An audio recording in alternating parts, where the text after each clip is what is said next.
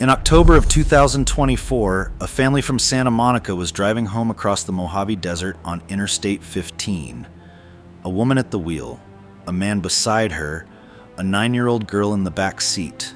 The sky was clear, the road was dry and straight and empty in every direction. Somewhere near mile marker 154, the car drifted. Not fast, not violently. It simply eased toward the median, the way a car does when the person steering it has stopped truly steering. It struck the guardrail, hit a concrete embankment, and came to rest nose down against the wall. All three of them died there in the open desert on a Saturday afternoon on a road they had almost certainly driven before. There was no drunk driver, no blown tire, no mechanical failure. Just a straight desert highway in broad daylight and a car that wandered a few feet to the left. This was not a freak accident. On this exact stretch of road, it is closer to a routine. The 181 miles of Interstate 15 that carry you from Los Angeles to Las Vegas have been measured by federal crash data as the single deadliest road in America. Not one of the deadliest. The deadliest. Over a 15-year study period, 1,069 people died on it in 834 separate crashes. That was more than double the death toll of any other road in any other county in the United States. A more recent analysis of federal data found 80 fatal crashes on the same stretch in just 3 years. The ranking did not change. It came back first again.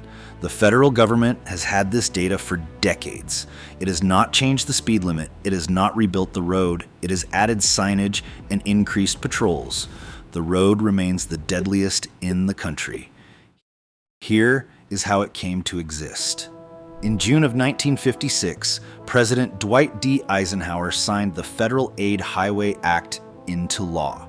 It was, at the time, the largest public works project in American history. $25 billion were authorized to build 41,000 miles of interstate highway across the country.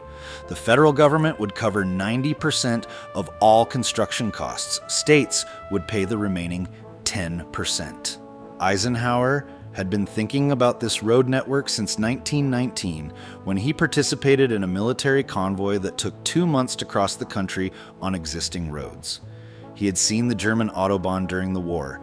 He wanted something like it for America. He got it. The money came from a permanent mechanism called the Highway Trust Fund, financed by taxes on gasoline, tires, and trucks. Every gallon of fuel sold in the United States sent a fraction of its price into this fund.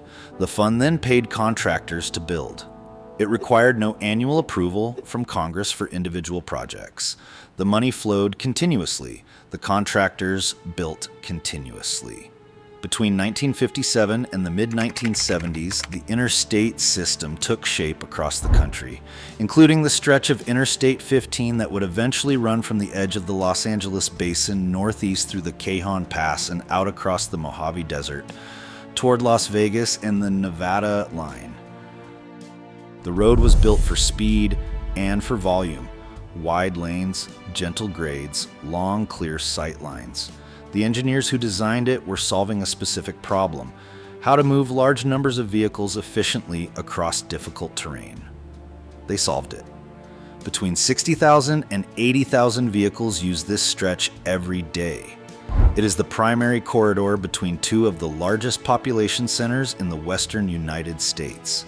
It carries families, freight trucks, commuters, and an endless stream of tourists traveling between Southern California and Las Vegas. What the engineers built, without fully understanding it at the time, was a machine for disabling human attention. The human brain evolved to stay alert to change and movement. Out here, there is none. The road runs dead straight for miles.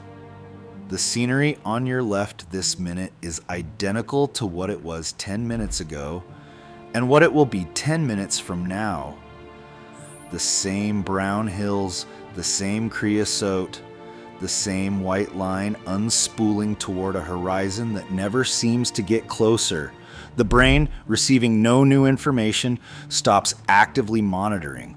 Drivers call it highway hypnosis. It is exactly as dangerous as it sounds. Eyes open, hands on the wheel, covering ground at 80 miles per hour, and some essential part of the driver has quietly stopped tracking the slow drift of the car toward the line. On a crowded city street, that drift gets corrected in half a second because something is always happening to snap the driver back. Out here, nothing happens. Nothing happens for a very long time, and then everything happens at once. The Highway Trust Fund spent decades financing this. The federal government collected the fuel taxes, distributed the money, approved the designs, and set the standards. The Bureau of Public Roads, and later the Federal Highway Administration, exercised oversight over every project that used federal money.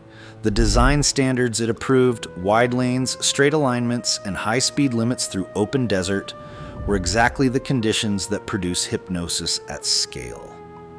The fund still operates today. The Federal Highway Administration distributes roughly $43 billion annually in federal highway aid.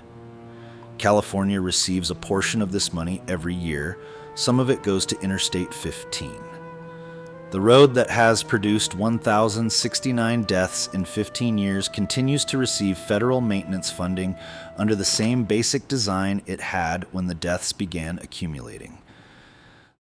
The people who died on this road did not die invisibly.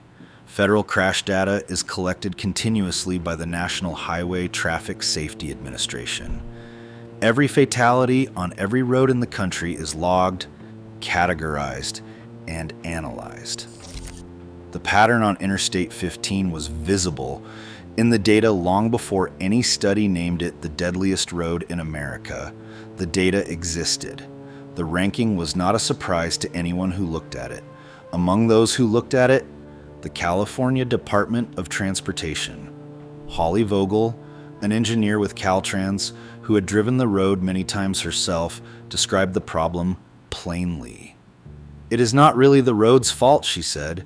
"It is a straight route out in the middle of the desert where you can see for miles and miles. So people start speeding up and stop paying attention." That explanation is accurate. It is also, in a specific way, an explanation of why the road was built the way it was built. The engineers who designed it in the 1960s and the 1970s made it straight because straight was efficient. They gave it long sightlines because sightlines were a safety feature. You could see what was ahead. They made it wide because width accommodated volume.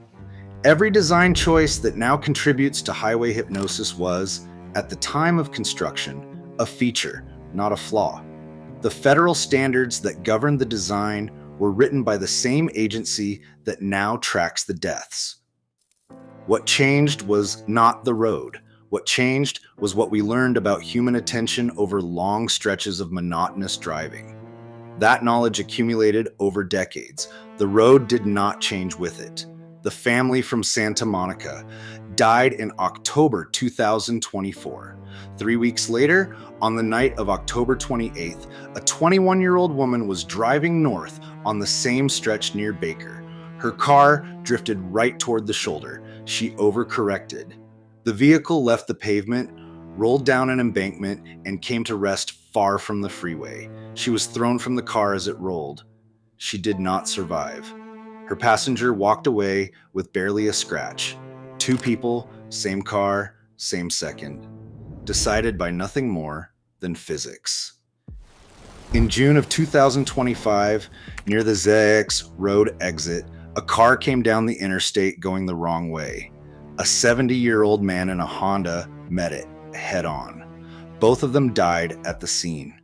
Investigators said alcohol and drugs were not believed to be factors for the victim. He was in his own lane. He was doing nothing wrong. He died because a stranger's headlights appeared on the wrong side of a divided highway in the dark at a combined closing speed of well over 100 miles per hour. The Highway Trust Fund collected its taxes that month. The Federal Highway Administration distributed its allocations. The road carried its 60,000 to 80,000 vehicles through the desert, the same way it has since the 1960s, under standards approved by the same federal agency that has the death toll in its database. 1,069 people over 15 years. The number is precise because the government counted them. The counting did not stop the counting from continuing. That is the public record. The road is still there. The data is still there. The fund is still collecting. And somewhere out in the Mojave, right now, a car is crossing the desert on a straight, wide, federally approved highway, and the driver's brain is doing exactly what the design always invited it to do.